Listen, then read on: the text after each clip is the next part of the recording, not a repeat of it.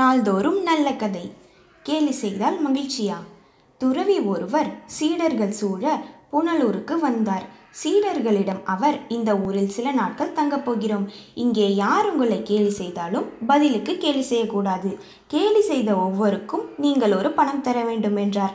அவர் சொன்னது போலவே சீடர்கள் தங்களை கேலி செய்தவர்களுக்கு ஒரு பணம் கொடுத்தார்கள்.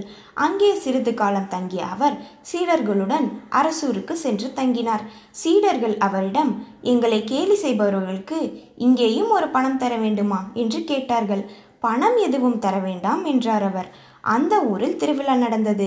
அதை வேடிக்கை பார்க்க சீடர்கள் சென்றார்கள். அங்கிருந்த இளைஞர்கள் சிலர் அவர்களை கேலி செய்தார்கள். அவர்களோ கோபப்படுவதற்கு பதில் மகிழ்ச்சியாக சிரித்து கொண்டிருந்தார்கள்.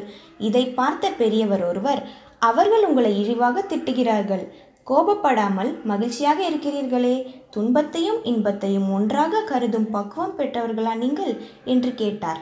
அவர்களில் ஒருவன், ஐயா, இதற்கு முன் இவற்றை பணம் கொடுத்து வாங்கினோம், இங்கே இனாமாக கிடைக்கிறது, எங்கள் மகிழ்ச்சிக்கு கேட்கவா வேண்டும் என்று பூரிப்புடன் சொன்னான். நன்றி.